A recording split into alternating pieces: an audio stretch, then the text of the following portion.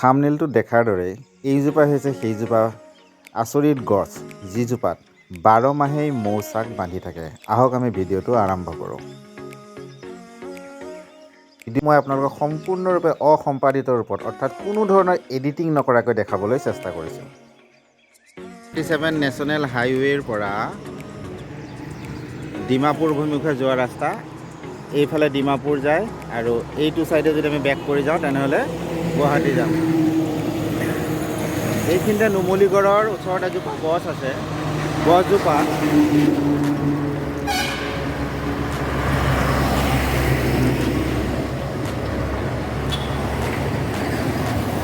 বাৰ মাহেই মৌ বাহ বান্ধ খাই থাকে। আমি যে মৌচাকৰ কথা কওঁ 12 মাহেই।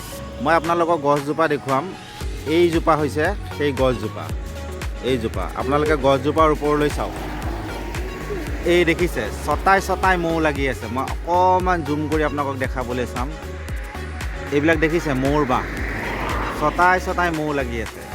অকল আজি বুলিয়েই নহয়, গোটেই বছৰৰ 12 মাহেই এই গছজোপাত মৌৱে বাস কৰে। প্ৰকৃতিৰ আশ্চৰ্যই নে আন কিবা বৈচিত্ৰ্যই গম নাপাওঁ, কিন্তু সৰুকালৰে পৰা মই যেতিয়া সৰু আছিলোঁ, সৰুকালৰে পৰাই মই এই গছজোপা গোলাঘাটলৈ আহোঁতে যাওঁতে চাই যাওঁ। ইয়াত বছৰৰ 12 মাহেই মৌ মাখিয়ে বাঁহ লৈ থাকে। গতিকে এয়া চাওক, এয়া হয়তো জৈৱ বৈচিত্ৰ্য বা আন কিবা।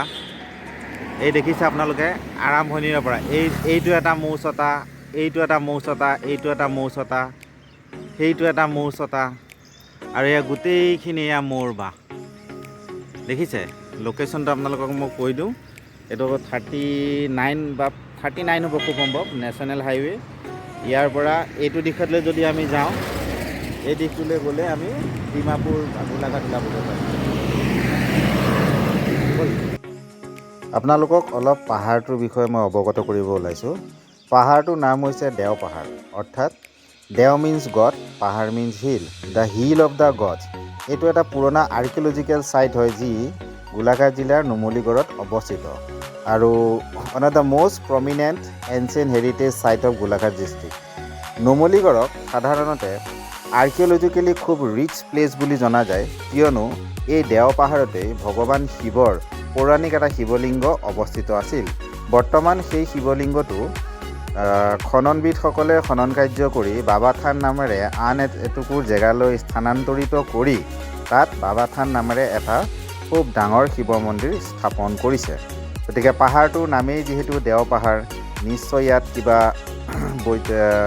দৈবিক শক্তি বিৰাজমান, যাৰ কাৰণে এই গছকেইজোপাত 12 মাহেই, আজি এটা দুটা বছৰ নহয়, দশক দশক ধৰি 12 মাহেই এনেকৈ মৌচাকবোৰ বান্ধ খাই থাকে।